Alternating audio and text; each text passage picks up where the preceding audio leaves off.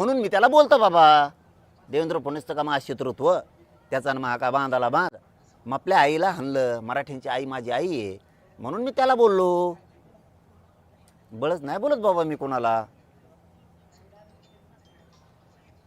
ही आता डोळे उघडले असतील जरांगे पाटील का बोलतायत देवेंद्र फडणवीसला कारण मराठ्यांविषयी ठासून भरलेला द्वेष मराठ्यावर जेवढा अन्याय करता येईल तेवढा करण्याचा प्रयत्न पुन्हा सांगतो आजच्या प्रेसच्या माध्यमातून आणखीनही मराठ्यांचे मन जिंकायला देवेंद्र फडणवीसांना संधी आहे नाही आम्ही शत्रू तुम्हाला कधी मानत नाही मानणार माझं म्हणणं समजून घ्या रे भाजपमधले मराठ्यांचे मंत्री आमदार समजून घ्या रे तुमची सुद्धा लेखबाळ मोठी होणार आहे रे तुमची नसन होणार तर तुमच्या कार्यकर्त्याची मराठीची होणार आहे तुमची ओढ ही मराठ्यांच्या बाजूने असलं पाहिजे एवढं जरी झालं लाडांना एवढं जरी कळालं आपलाच माणूस दोषी आहे मनातली मनात म्हणतो मी तरी खूप झालं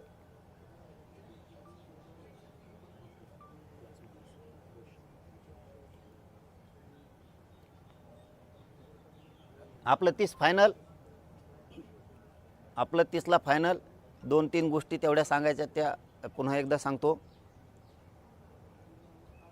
हे कठोर आणि कडक आमरण उपोषण होणार आहे आणि भर रखरखत्या कडक उन्हात होणार आहे मी बास टाकून तिथं बसून जाणार आहे उठलो असाच मग तो ती उष्ण घाताचा बळी जाऊ किंवा तिकडं ते काय जीव होईल ते होईल लाई जीवाची होईल तरफड मरफड होईल शरीराची आग होईल मी तिथं बसणार आहे याच्यावरती फायनल मराठा समाजाने अंतर्वालीत येऊ नये मी तुमच्या लेकरासाठी झटतोय सरकार मराठ्यांवरती प्रेम दाखवतंय की मराठ्याला ऊन लागतंय मराठ्यांना विटीस धरू नका माझी विनंती आहे मराठा समाजाने अंतर्वालीत येऊ नका सगळ्यांनी सरकार काळजी करतंय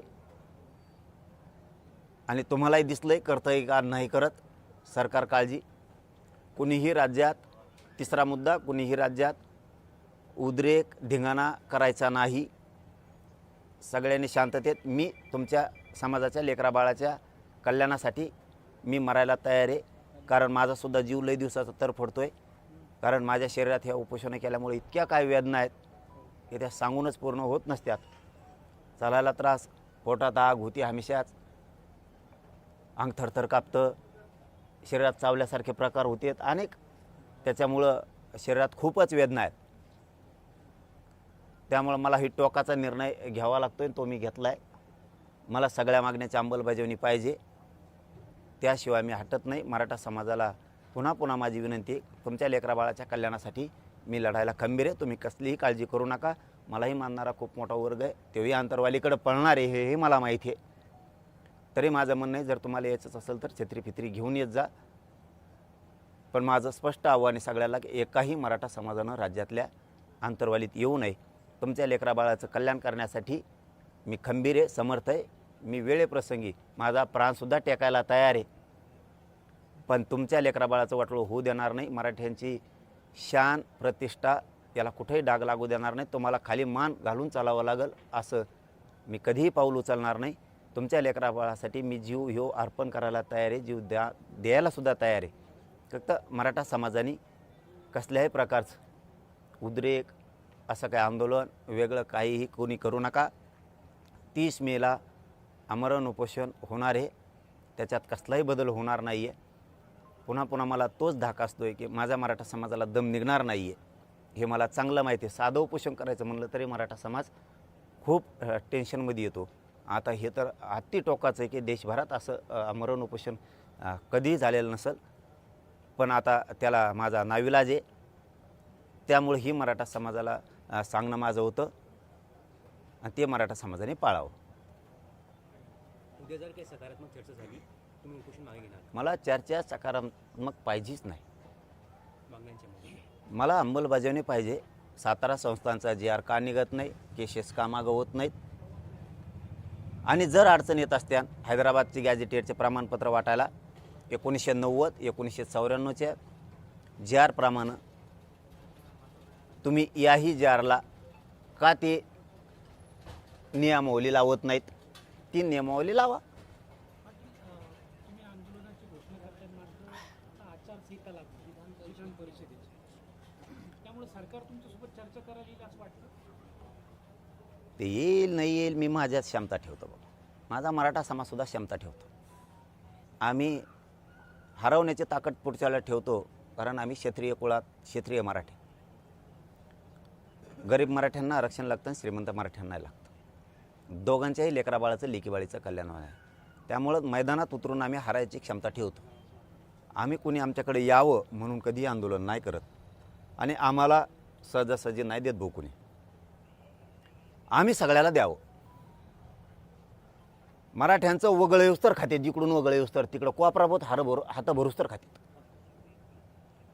आम्ही पण देतो, पण आम्हाला द्यायच्या टायमाला विरोध होतो.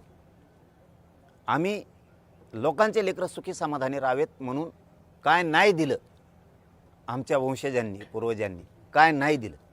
आज आम्हाला मागायची वेळ आली. आमचे कोपरा इतके यांचे हात भरूस तर खात होते दोन्ही हातानं. आज आमच्या लेकराला द्यायची वेळ आली तर सगळे विरोध करायला लागले.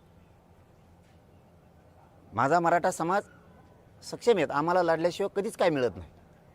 आम्हाला लढावंच लागतं आणि आम्ही क्षमता ठेवतो. आम्ही लढण्याची क्षमता ठेवतो, संघर्ष करण्याची क्षमता ठेवतो, जीवाचं रान करायची क्षमता आम्ही ठेवतो आणि जिंकूनसुद्धा दाखवतो. आमच्यात तेवढी कुवत आहे. आम्ही लोकांच्या उरलेल्या पिठावर जगणारे अवलादी आमच्या नाही आहेत. आम्ही साम्राज्य स्वतः उभा करणारे आमच्या अवलादी आहेत. आम्ही लढून कष्ट करून मिळवणारे लोक आहेत आणि आम्ही ते मिळू. हो, आत्तापोत मिळवलं आहे. आम्ही 58 लाख नोंदी मिळवल्यात, GR मिळवलेत, राहिलेलं आहे आम्ही मिळू. पण हे मात्र खरं आहे, ज्यावेळेस माझ्या समाजाकडं होतं त्यावेळेस माझ्या समाजानं भरभरून सगळ्यांना दिलं. पण मग त्याच भरभरून देणाऱ्या समाजाच्या लेकरावरती आज वेळ आली तर सगळेजण विरोध करायला लागले. ते एक विसरलेत.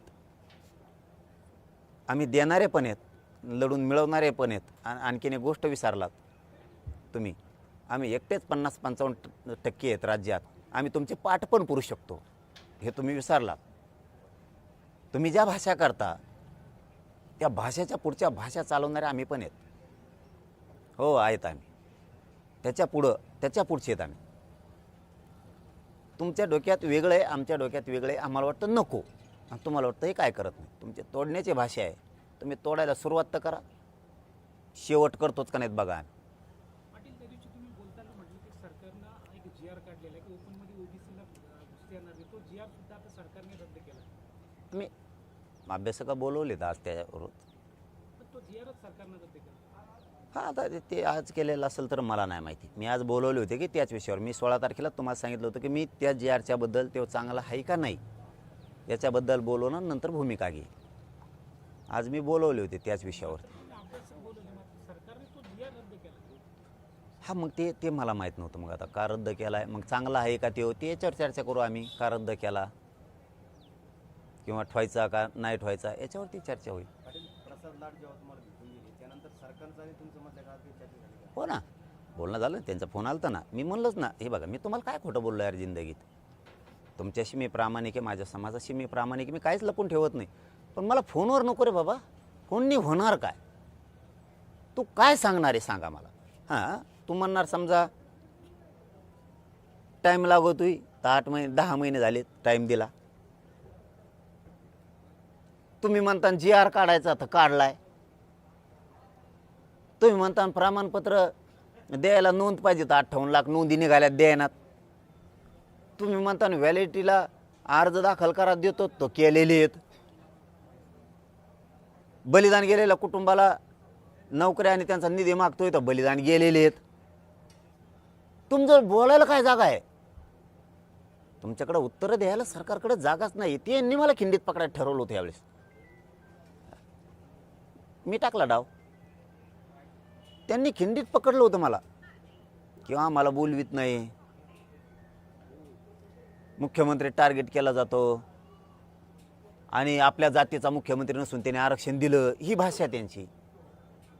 अरे बाबा, आपल्या जातीचा मुख्यमंत्री नाही हां तरी त्याने आरक्षण दिलं. पण तो डोक्यात किडे पडलेत का? तुला दुसरं नाही का कळत? तो आपल्या जातीचा नसून त्याने आरक्षण दिलंय, पण तो आपल्या जातीचा नसून मराठ्याने त्याला मुख्यमंत्री केलं ना. ते नाही का तुझ्या डोक्यात बाबा? म्हणजे साहेब आता प्रसाद लाड यांनी प्रतिक्रिया दिलेली आहे. त्यांचं म्हणणं असं आहे, मराठा समाजाला न्याय मिळवून देणारे अपेक्षित उत्तर मनोज दादांना मिळेल. मग हायला बसलेलो मी इथंच. मी कुठं चाललोय?